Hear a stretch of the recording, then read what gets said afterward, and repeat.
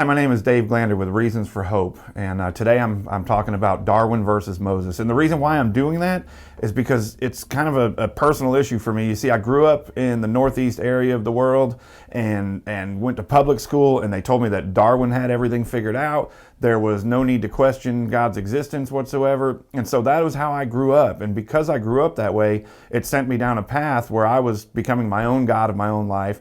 And I was trying to make decisions based off of what I thought was best instead of relinquishing any control to a holy God. And so it was right after my mom died that I went into a real bad depression and slipped into a meth addiction that just took control of my life over 4 years.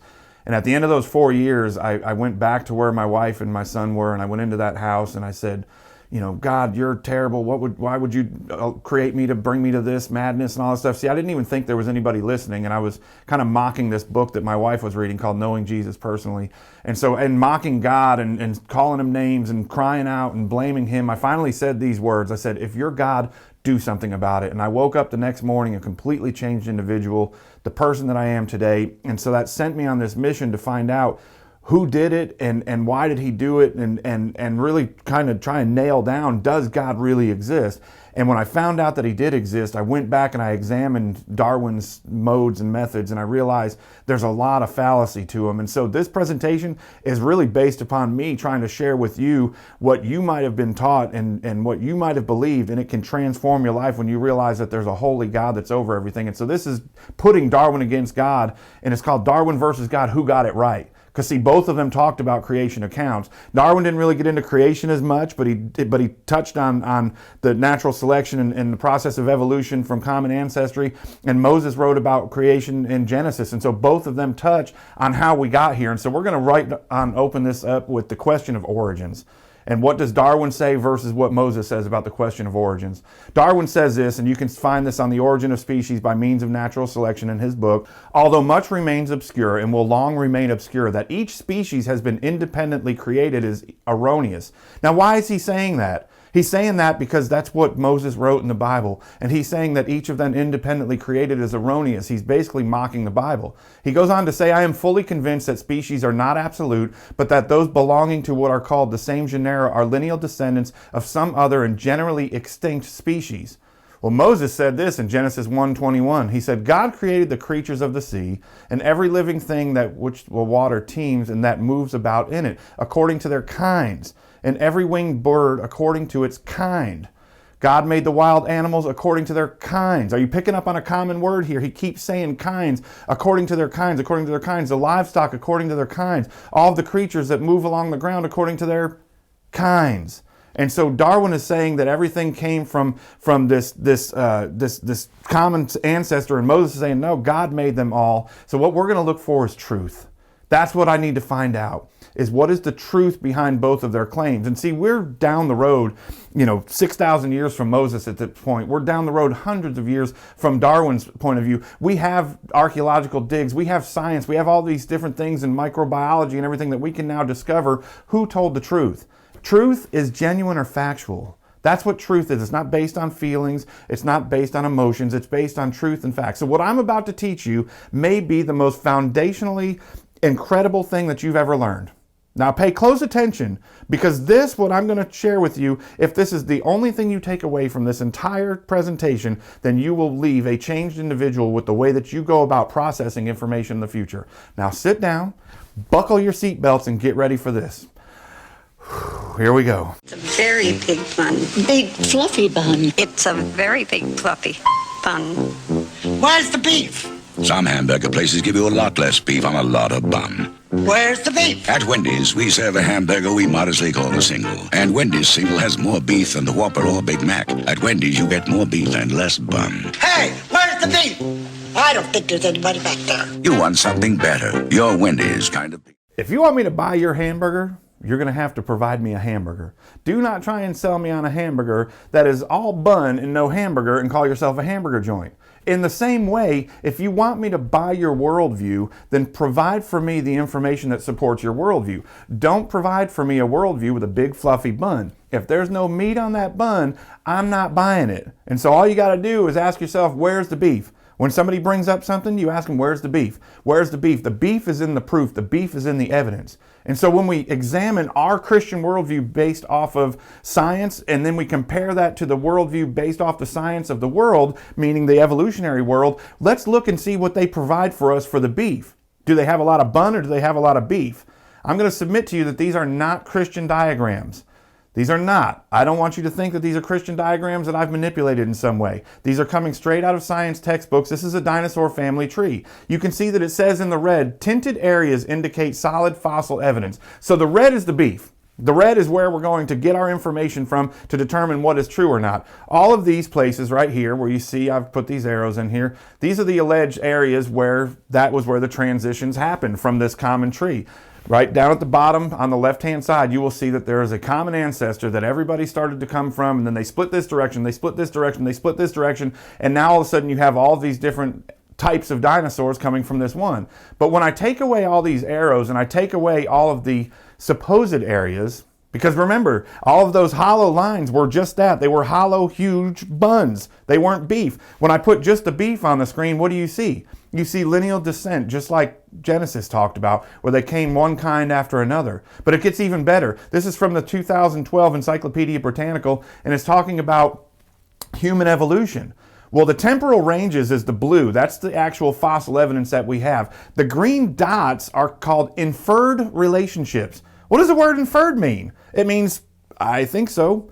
I'm proposing that this could be possibly true. It's a suggestion. That's what inference is a suggestion. So if I take away all of their suggestions in the inferred relationships, what do I have? I have lineal descent. Again, kind after kind. But what's really funny to me, and it's not funny because lives are depending on it, but what's ironic to me is the fact that there's nothing left but question marks in all of those places. I didn't put those question marks in there. If you go back to where they have this, all of those inferred relationships are depending on a question mark. It's a scientist saying, we're really not sure how this happened, but we need this to happen in order for it to fit our worldview narrative. Well, again, take away all of their worldview narratives with their inferred relationship, you have Genesis again. And one last one, just to put the final nail in the coffin. This is, again, a diagram of human evolution. But my favorite part about figure 3.5 down there on the bottom where it's talking about it, it says, but new discoveries may alter the proposed connection between the branches. You see, here's the thing. Science is changing daily. There's not a day that goes by that science isn't trying to manipulate the way that they're interpreting information in order for it to fit their worldview narrative. Their worldview narrative doesn't change. Their worldview narrative is there is no God, that we all came from a process of evolutionary means, and that we don't need God. And I'm telling you, when you take away again all of their inferences, what do you end up with? You end up with a bunch of question marks. Again, I didn't put those question marks in there. Those are their question marks. So if you really want to question something, question the validity of these statements when they say that we all came from a common ancestor millions of years ago. Because if we just go to the beef that's in the bun, the beef tells us that we all came from one line, one kind, just like Moses said. This is actually got a funny story kind of attached to it, because in 1983, Dr. Gingrich, he discovered Pakicetus, which was the very first whale. And this is supposed whale evolution. And if you look at the diagrams, you'll see this whale swimming downwards and chasing fish. And when you go to the museums, you'll see that. You'll see where there's all these like great diagrams of Pakicetus at 2 o'clock on Wednesday afternoons like to travel southwestern to chase the bluefish. Well, how do you know that? You'll even see a video as you walk down. You'll see the video screen where Pakicetus is swimming a certain way. How would you know that? This is all they have. They have a fossil of a skull, and really the tinted areas is the only solid fossil evidence they have. The tinted area is the beef. Say, where's the beef? Where's the beef? The tinted areas is in the beef. In 2001, nearly a whole skeleton was found. Does that look anything like a whale? No. As a matter of fact, if you put their artist rendition on there, this is what they come up with. This is not my drawing, this is their drawing. That's like a wolf rat of sorts. That has nothing to do with a whale. And so the reason why this story is kind of funny to me is because I took my wife on a date down to the museum in Atlanta, Natural History Museum in Atlanta, and bless their hearts. Bless in the South, when we say bless their hearts, that, well, you get it. Anyways, so we're standing there, and there's this wolf rat, model that's full size. It's about the size of a medium-sized dog, and it's on display in front of Pakicetus, the whale, and this family's standing around. And here's what they're doing. Well, doesn't look like a whale. And then they go, no, that looks like a rat. well, I kind of think I may be able to see a whale. And I'm just thinking the whole time, like, are you kidding me right now? Like, if it looks like a rat, smells like a rat, it's a rat. It's not a whale whatsoever. But yet in the museum, when you go there, what they're going to sell you is this is the very first whale, this wolf rat looking thing, somehow decided that it was going to come out of the water, which is where we started, come to land, grow legs, decide that it was tired of having legs, go back into the water, and begin to turn into a whale because it got tired of being a wolf rat. Where's their evidence? They don't have any. So it gets even better. This is Ambulocetus. This is the walking whale. This is a diagram that they have. And if they had put this diagram up in the museums, I'm okay with that. Because see, I'm actually okay with them teaching evolution in schools. However, teach intelligent design alongside of it and let the student determine what they believe to be true. Because remember, it's not based off of facts and feelings. We want to know the truth. And so if they would put this diagram up in museums, I'm okay with that. Because what's missing from the top, the evolutionist model, versus the actual bones that were discovered? Remember, this is the next phase of whale after Pakicetus was Ambulocetus. Well, the bones in red were found 5 meters above the rest of the skeleton. But that's not the problem. There's something that is monumentally missing from the model that they've created versus the beef, the bones. Remember, where's the beef? We're saying, where's the beef? It's in the bones. What's missing? A hip. Do you see conveniently located at the top on that model that there's a hip? And do you see conveniently that the hip bone is facing backwards? Why? Because it fits their narrative. That's the only way they're going to sell you on the fact that Ambulocetus was the next evolutionary phase of going from wolf rat back into the waters, because they have to have backward facing legs in order to get the backward facing fins to happen. Well, how do you do that? You create it. You go to somebody who can make a mold and you say, hey, I know we're missing the hip bone, but I need you to make me a hip bone. And while you're doing it, I need you to fashion the hip bone in such a way where it'll attach to the spinal cord that we barely have any of. And I need you to attach it to the spinal cord facing backwards because that's going to fit our narratives. Then our artists can come in, we can make all kinds of drawings on it, and we can make a little animated movie, and people will walk through the museum and go, wow, God doesn't exist. Here's what they've got. And now let me tell you, if that thing were real, I may, for a half a second, go, we might have a problem. But guess what? That's not what they have whatsoever. Here's what the drawing looks like. They put the skin on there, and it's like, oh, look at Ambulocetus. Look at how the legs are facing backwards. But I submit to you, keep your eye on the top. There's no hip bone for that to happen. The question of random accidental mutations, because that's how they're going to get there. You're going to have accidental mutations that are selected to get you from one species to another. Now, as a Christian, I don't debate the fact that we examine mutations all the time. We see them in the labs all the time. We see mutations, but they are mutations that are adaptive within a species. Never is there a special jump whenever we get to that. And so what did Darwin say about that? Well, again, we flip over to the origin of species. He said, can it then be thought improbable? Okay, at least he's kind of, sort of being honest, seeing that variations useful to man have undoubtedly occurred. And I would agree with that, because like I said, whenever a mutation occurs, a lot of the times it is actually advantageous to that species. I'm not disagreeing with that. That other variations useful in some other way to each being a great and complex battle of life should sometimes occur in the course of thousands of generations. And what he's saying is these mutations take thousands of years, thousands upon thousands upon thousands of mutations over thousands upon thousands of generations of each species. This preservation of favorable variations and the rejection of injurious variations I call natural selection. Now here's how that works. The mutation, according to Darwin, is a blind, accidental, random mutation. The mutation that occurred happened just because, well, things are mutating. That's his description. But what he's saying is that there's some mechanism within evolution that says that we're going to take the best of those mutations, we're going to keep those, and we're going to throw away the rest of them. I don't know who to accredit this to, because I've looked and looked and looked and looked. It's just called the 1.4.1, the premise, and it's the premise of evolution, and it says it best, and I don't know who the original author is, and I don't think anybody knows who it is, but they all have this printed in every single evolutionary book that you can find. It says, in a nutshell, as random genetic mutations occur within an organism's genetic code, the beneficial mutations are preserved because they aid survival. See, it's all about survival. It's all about being able to reproduce. It's all about who can survive the best. That's what evolution is all about. This process known as natural selection, these beneficial mutations are passed on to the next generation. Over time, beneficial mutations accumulate, and the result is an entirely different organism, not just a variation of the original, but an entirely different creature.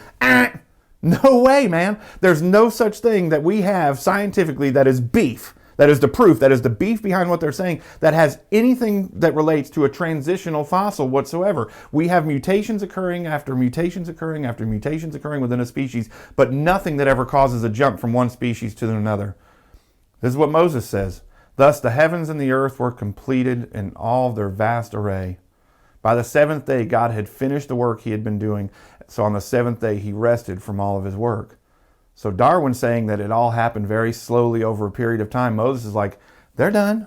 There's no variations whatsoever. So I want to ask you, what do you see when you look at this? What does your mind think? You think, oh my gosh, that's amazing. That's Sidewalk Chalk. And I, for one, am totally jealous because I have no artistic ability.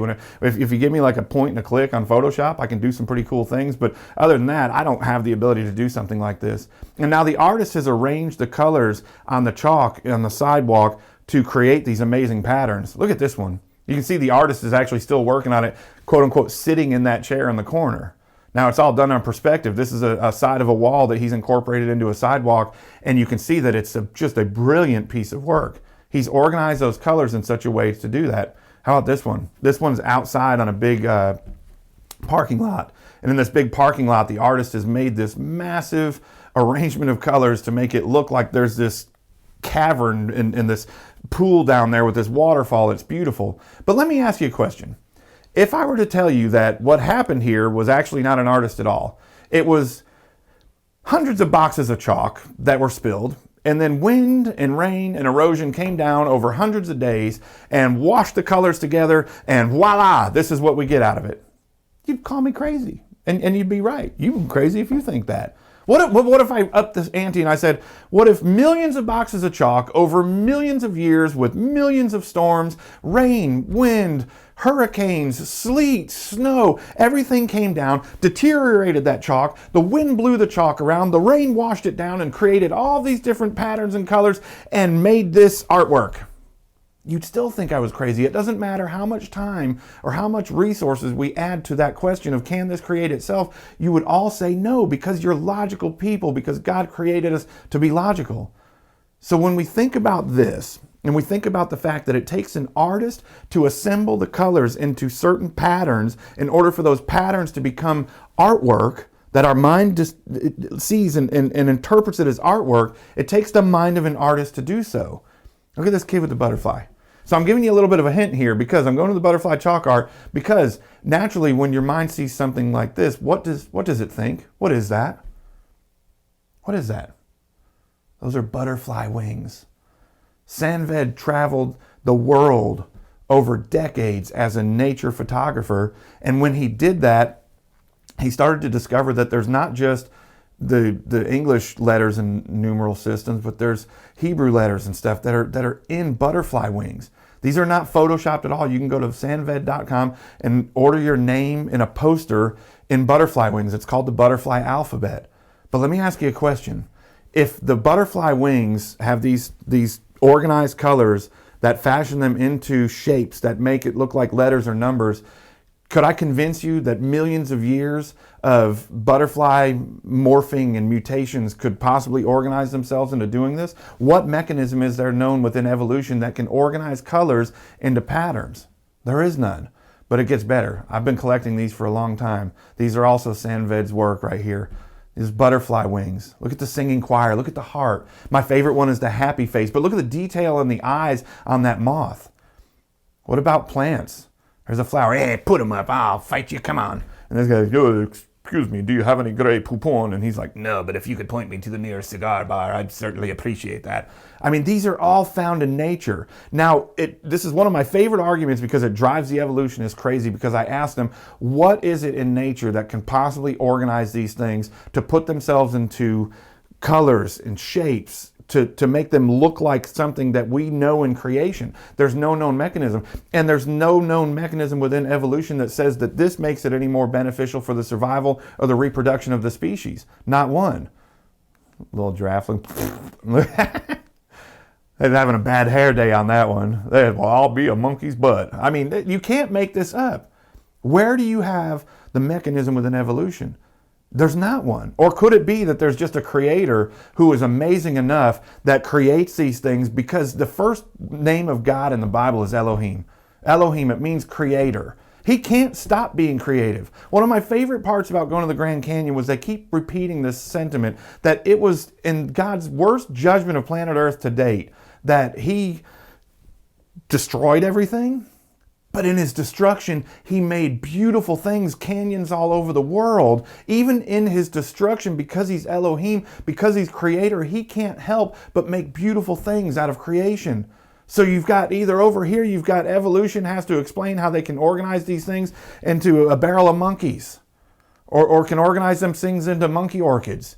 Evolution has to be able to explain the mechanism known to man to be able to do that. Or, as a Christian, my worldview just says this: I have an awesome creator who tinkered with creation because he can't help it for our enjoyment. Because the Bible says no man will be without an excuse to look around and see that there has to be a God.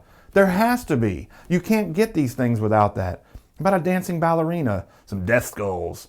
They look like little swaddling little babies. That's real. I wasn't ever going to put that in there until I verified that that's actually real. But those things look like a lip. What about those irises?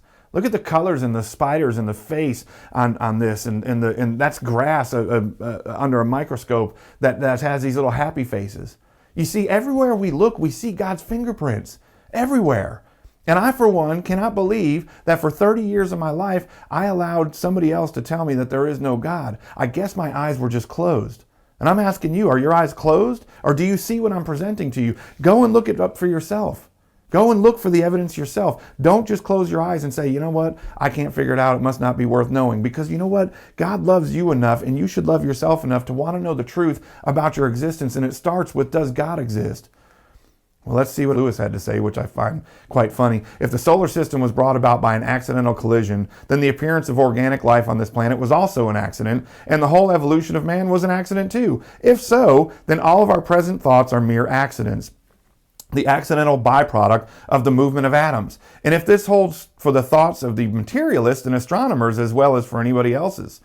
But if their thoughts, i.e. their materialism and astronomy, are merely accidental byproducts, why should we believe them to be true? I see no reason for believing that one accident should be able to give me a correct account of all other accidents. It's like expecting that the accidental shape taken by the splash when you upset a milk jug should give you a correct account of the jug that was made and why it was upset. You see, we can't just sit there and listen to a bunch of these people who say everything's accidental, because if that's the case, then everything they know is accidental, and how would we know that what they're saying is true whatsoever? But this is where it gets even deeper. You see, in order for evolution to work, it has to have certain things that work in its favor. And this one, for one, is one of the biggest ones that I found that goes against the flow. And so what Darwin says is this: natural selection acts by the preservation and accumulation of small inherited modifications, each profitable to the preserved being. It acts in small segments.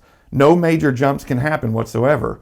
Moses said, "Cursed is the ground because of you. By the sweat of your brow you will eat your food, until you return to the ground, since from it you were taken." And so Darwin's saying, hey, look, over here, things are profitable. We're going to go in a forward motion. We're going to go from goo to you. We're going to go from a single cell amoeba to a multicellular complex organism like yourself. Moses is like, no, actually, the ground is cursed. Everything is cursed because of the sin that was committed.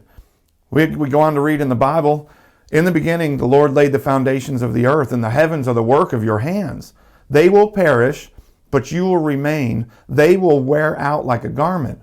You see, the Bible's being very clear that what was made was under a sin curse, and what was made is being subject to that. Romans talks about how the whole creation is groaning in anticipation of its own redemption. What we see around us, what the beef that our eyes see around us, is a constant deterioration of things. And so here's what that's known as: the second law of thermodynamics. It's a fancy word. It's called entropy. And all it simply means is this: everything, and when I say everything, I mean everything, goes from a state of order to disorder. Everything goes from a state of order to disorder. There is nothing we can observe under a microscope or in the universe that goes from a state of disorder to order. And remember that Darwin was saying everything travels in a preferable and preservable direction that is beneficial for all kinds. And Moses is like, no, everything's broken. And so when we look at that, I'm just going to explain to you perfume. Think about perfume. When you spray perfume, it's in a perfect state when you first comes out of the bottle, and it has a stench to it that hopefully is good. Some perfumes are just absolutely terrible. They smell like mosquito spray or something, but hopefully it's good. But what happens to that perfume over time? Its molecular structure begins to break down and become less, because it goes from a state of order to complete disorder, and it dissipates. Within 10-15 minutes, you don't even know that perfume was ever sprayed, which is a good thing for a lot of stenches out there, just for the record. What about springs? On my motorcycle, I need a new spring because my back spring is going out. And so when you hit a bump, it's a lot harder than it would have been when the spring was new. But the spring is uncoiling. It's not designed that it can withstand. There's nothing that is. I hate to tell you, but even you and I are dying. When we are born, we begin to die. It's a part of it's a part of the natural process. Watches unwind. If you have a watch that's unwinding, guess what? You have to wind it back up. You have to take physical energy, intelligent physical energy, and wind the watch back up in order to make the watch. But it's not just a common problem within something that's small. The magnetic fields of the earth are breaking down. All the way out in the universe, the sun's energy is burning out. There's no known part of the universe that entropy doesn't exist. So in order for evolution to go from a state of disorder, which was this chemical soup that you and I supposedly came from, and began to evolve into these different parts of species, and humans especially becoming this really multicellular complex organ, everything had to go from a state of disorder to order. However, everything we see goes from a state of order to disorder. It's going backwards. Now, if you're a microbiologist, I ask you to give me a little bit of grace on this. I'm going to explain how mutation works, and it's the most simplified process because, to be honest with you, 18 years ago, if you had told me that we were going to study science, I would have been like, no, we're not. But I found that science is a magnificent way to discover God's fingerprints, and I like to keep it simple because I'm just a simple person. So here's how a mutation works. You got a dog who has LLSS. That's long, short. That's its genetic code, right? And it's got a nice coat of fur. L long, S short. That's where you start off with. Well, he has a puppy, and that puppy moves over to, let's say, a colder area and needs to, it's over in Canada, and that puppy needs to go through an adaptation, right? It needs to go through an adaptation that is beneficial to the species, because you'll hear a lot of evolutionists say adaptations or mutations are beneficial. I would agree with that, because when that dog loses one of its S's, it now only has an LLS, long, short, which means that the hair is longer than it would have been if it had more S's in there, which is beneficial but keeps the dog warm. This dog moves over to Texas, and he's like, man, it is burning up down here. That dog goes through an adaptation. I watched my dad do this when he moved from Connecticut to Florida. Within a year, if it dropped below 65, he was freezing. And I'm like, Dad, you grew up in Connecticut where there's snow all the time. But you see, he had gone through an adaptation, and what used to be cold to him was now a different level of cold because he had gone through an adaptation. Well, the same thing. Now he's gone LSS. He's only got one long, which caused him to have shorter hair. But let me ask you a question. What's happened in both these scenarios? It came at a loss. Instead of it having 4, it now has 3 because it cost it something. Every time a beneficial mutation happens, it comes at a cost. Now, let's say that dog has a dog and it moves down to Mexico and gets super hot, and it needs to lose its other long so it can have these little short hair so it can stay cold. It was a beneficial mutation for that dog, but it came at a cost. Now, instead of having 4 or 3, it only has 2. Every single time we witness under a microscope in a lab the beef, we see that the beef tells us that mutations come with a loss of information. There is no known mechanism within evolutionary science, forget evolutionary science, there's no known mechanism that can add information to the genome. Not one. And we've been studying this under a microscope for many years. We can duplicate people, send rovers to Mars. We've got all this technology, and we can see that there is no information that's ever been added to the genome. But don't believe me. Richard Dawkins is one of the most arrogant, outspoken. He wrote the book called The God Delusion, and he has made his way in the world as being the biggest antagonist when it comes to the Christian faith, saying that to believe in God is just stupid. And so if you're going to write a book called The God Delusion, calling me delusional for believing in God, I would expect that you're going to be able to answer the most simple question about this informational additive when it comes to the genome. And so what you're going to see is a short snippet of Richard Dawkins being asked the question, can you show me any mechanism within biology that can add information to the genome? Watch what he says. A genetic mutation or an evolutionary process which can be seen to increase the information in the genome?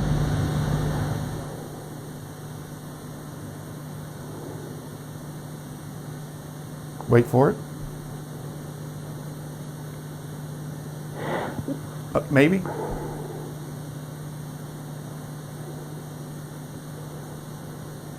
Can you just stop? Just stop.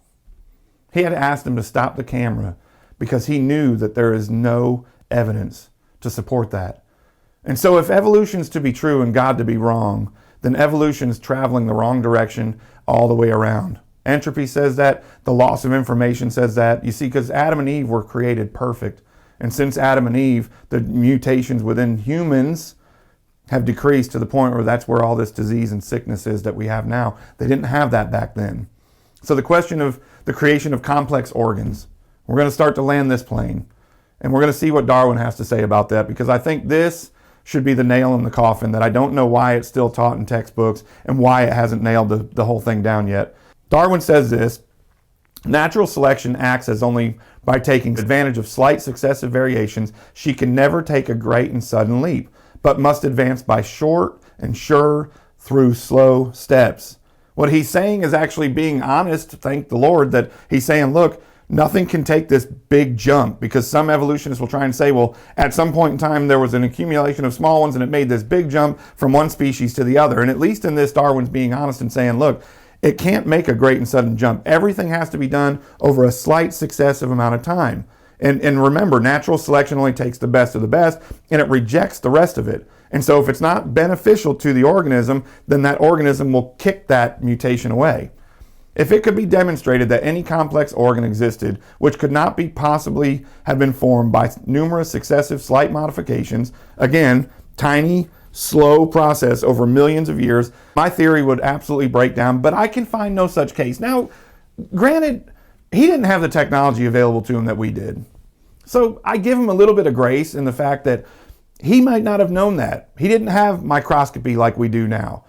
We shouldn't still be believing this nonsense that he taught so long ago. We should now, with the technology that we have, understand what his next statement says. To suppose that an eye with all of its minimal contrivances for adjusting the focus to different distances, for admitting different amounts of light, and for the correction of spherical and chromatic aberration could have been formed by natural selection seems, I freely confess, absurd in the highest degree.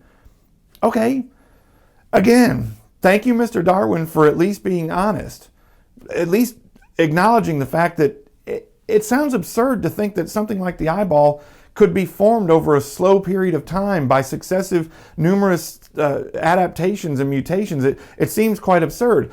They should know it's absurd now. And here's why. Moses says, for in 6 days the Lord and the heavens and the earth and the sea and all that was in it. He was done. He was done. He finished it. And so here's what I'm going to submit to you. A mousetrap. Just a simple mousetrap. And the mousetrap has just a few working parts. It's got a piece of wood that holds down the mechanism for the spring, and it's got the platform for the cheese to sit on. It's got the actual mechanism that comes over that locks it. You know, it's not that complex. But if you remove just one simple part, let's just say you pull the wood base, where is everything going to attach to? Let's say you held down you remove the hold down mechanism. How's it supposed to stay in place? What if the spring wasn't there? It wouldn't spring into place. What if you didn't put bait on the trap? If you remove one simple part from that trap, it doesn't work anymore. It doesn't work. You remove a little staple pin that holds the pieces down, it doesn't work anymore. It's called irreducible complexity is the fancy scientific term. And irreducible complexity says reduce it by one part and it doesn't work. And so if we go back to Darwin's statement, if it can be shown that any complex organism can come about by any other means rather than slow successive modifications, then my theory will completely fall apart. Well, I introduced to you the human eyeball. And I could do this, a bird wing, a lung, a blood system. I can introduce a whole bunch of them, but I'm just going to introduce the human eyeball because he's the one that brought it up. The human eyeball has a cornea, a pupil, a lens, an iris, a retina, an optic nerve, orbital muscles. It's got over 30 basic parts that make the eyeball work. And then what if the eyeball didn't have a brain to interpret the information? It wouldn't work. You see, if you remove the lens from the eyeball, dust will get in there and destroy it. If you remove the pupil, the cornea won't do its job, and neither will the iris. If you remove the orbital muscles, the eye just kind of falls in place and is kind of sitting there. You see, you have to have all of the pieces to an eyeball all together, all working in conjunction with each other all at the same time, or else the eyeball doesn't work. According to Darwin's theory, if a retina developed without an optic nerve and an orbital muscle or a pupil or a cornea, then the retina would stay because, well, hundreds of thousands of years later, the optic nerve might develop. No. If the retina develops and it doesn't have an eyeball to go with, what good is a retina? It's not, and the retina would go away. And so again, you take any part, one part of this eyeball away, it doesn't work.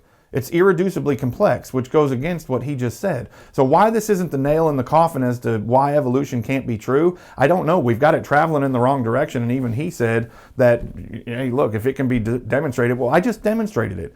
And I'm not a brilliant scientist in Harvard or anything like that. This is common knowledge if you just look for it.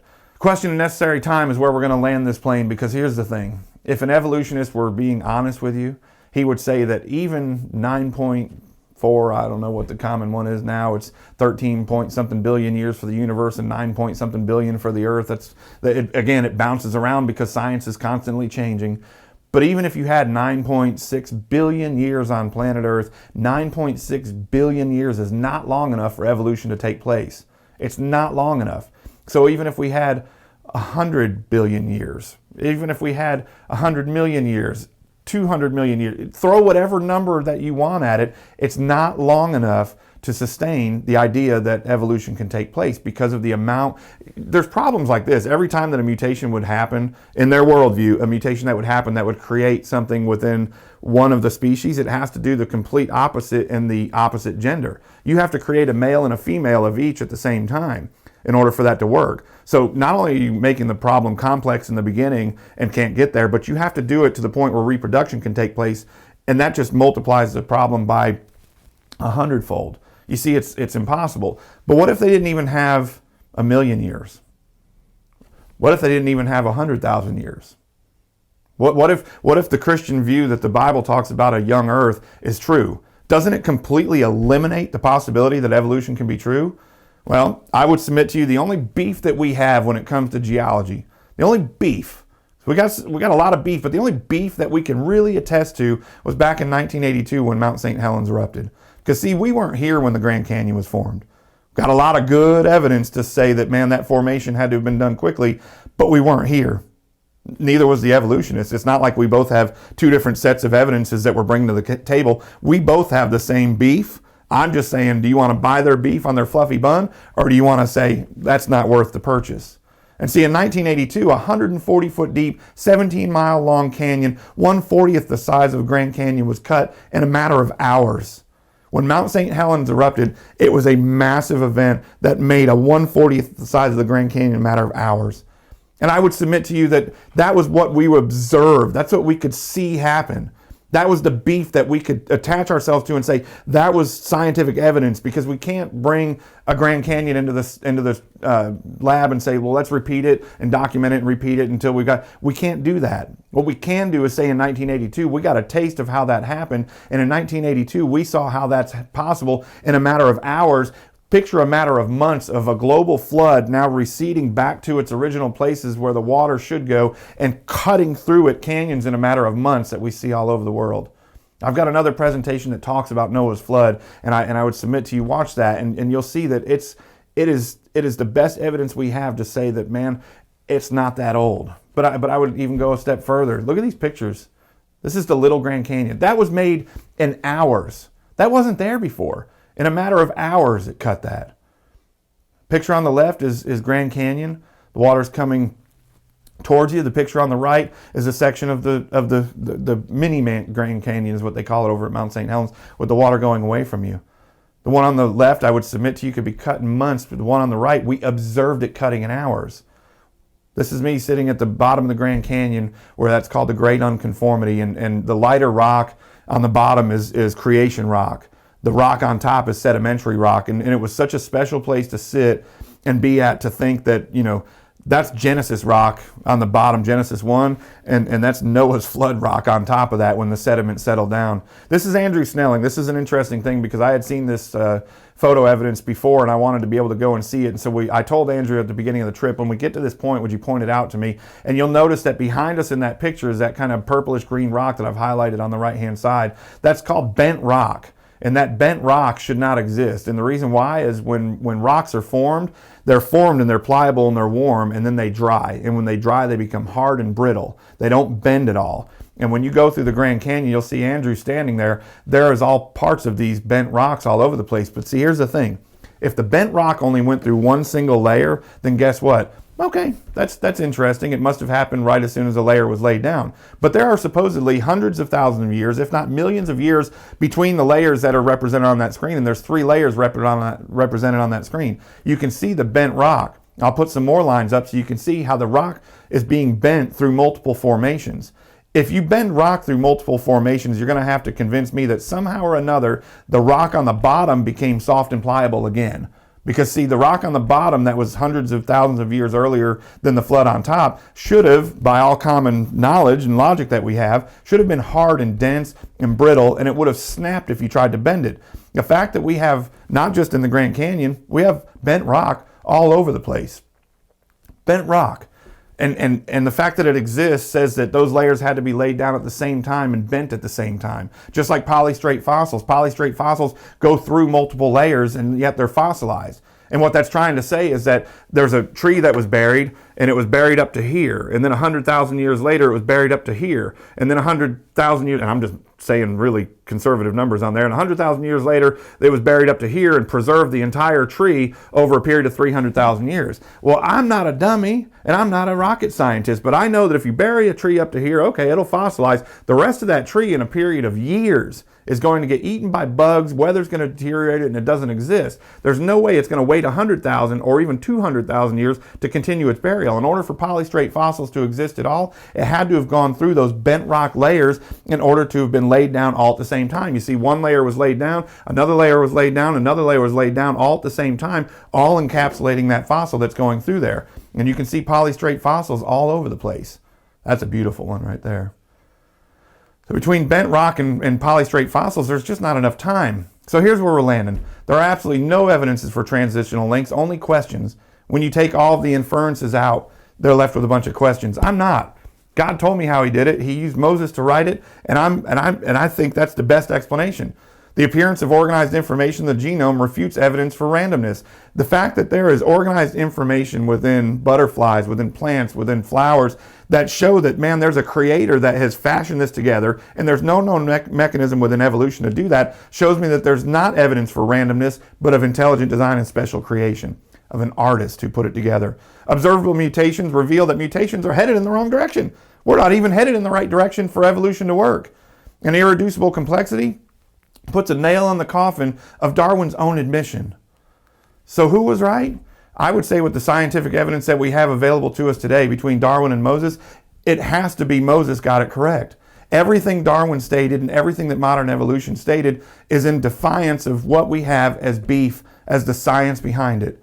And so I just ask you, what would you do with that information? Like I did when I was 30 years old and discovered that God existed. You may have known that God existed your whole life, but you've never applied that. You've never really said, you know what? There is no chance for evolution to exist. God exists, and because of that, there is meaning to my life. And I am blessed that I found the meaning to my life, and I'm still doing that day by day, 18 years ago, and I couldn't be happier about it. I'm Dave Glander with Reasons for Hope.